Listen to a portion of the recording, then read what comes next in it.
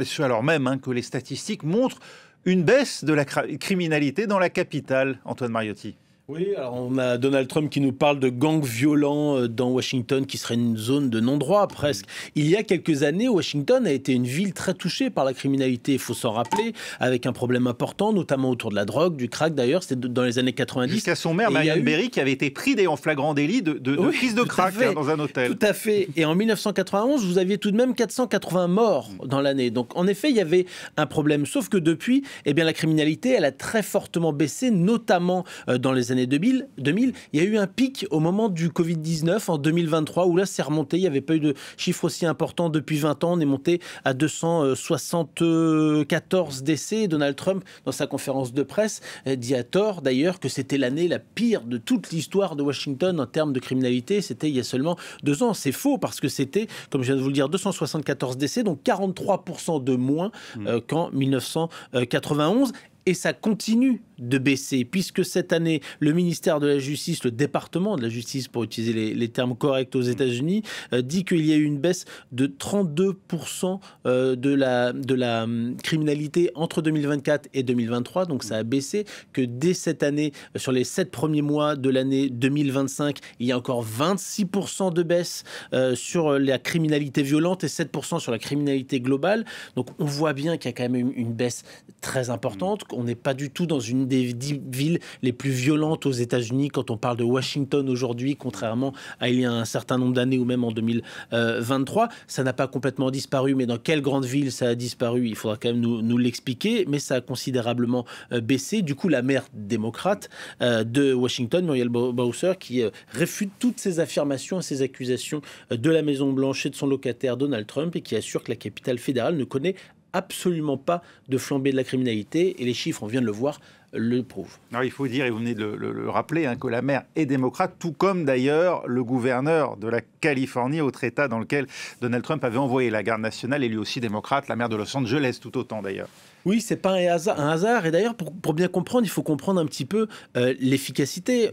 Donald Trump décide de déployer la garde nationale. Mais pour lutter contre la criminalité, les gangs dont il parle, il faut du temps, il faut concrètement enquêter, il faut connaître le terrain, il faut le pratiquer, il faut trouver des informateurs, des preuves, et ensuite mener en effet des raids pour pouvoir mettre fin à ces criminels-là. Et ça, c'est évidemment extrêmement important. Sauf qu'aujourd'hui, la loi, elle permet à Donald Trump de faire quoi? De fédéraliser la police de Washington, donc la mettre sous son contrôle uniquement pendant 30 jours. Donc pas le temps de faire quelque chose comme ça. S'il veut aller au-delà, il faut qu'il y ait une loi qui passe au Congrès, donc à la fois au Sénat et à la Chambre des représentants, pour pouvoir aller au-delà. C'est ce qu'on appelle la loi sur l'autonomie locale, le Home Rule Act de 1973, page 86-87, si vous voulez vérifier. Je suis allé jeter un petit coup d'œil.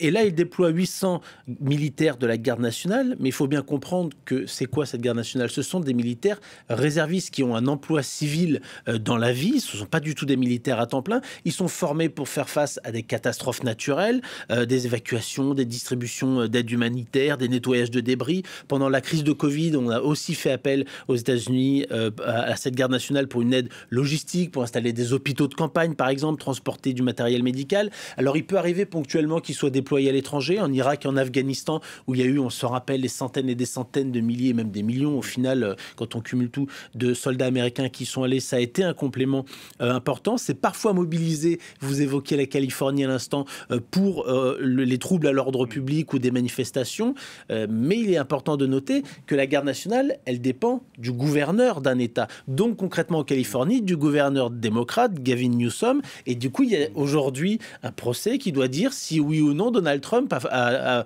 violé la loi en mobilisant directement la garde nationale. Washington, c'est autre chose, parce que Washington, ils ont l'habitude, et c'est marqué sur leur plaque d'immatriculation, vous y avez été comme moi, c'est taxation without representation, c'est-à-dire que vous payez vos impôts fédéraux, mais vous n'avez pas de représentants au Parlement, que ce soit au Congrès, au Sénat ou à la Chambre des représentants, parce que ce n'est pas considéré comme un État. Le district de Columbia, ça a été créé, ils ont le droit à un maire depuis les années 70, mais qui doit aussi dépendre directement du Congrès. Donc, la mobilisation de la garde nationale dépend bien de Donald Trump, donc il en a le droit, avec les limites que j'indiquais tout à l'heure. C'est pour 30 jours. Au-delà, il va falloir que le Congrès vote une loi, mais c'est un moyen, donc on le voit bien, de s'en prendre aux démocrates, parce que Washington est un grand bastion démocrate, avec 90% de voix pour Kamala Harris contre Donald Trump lors de l'élection présidentielle de novembre dernier. Merci Antoine Mariotti. Voilà donc pour la situation dans la capitale fédérale américaine.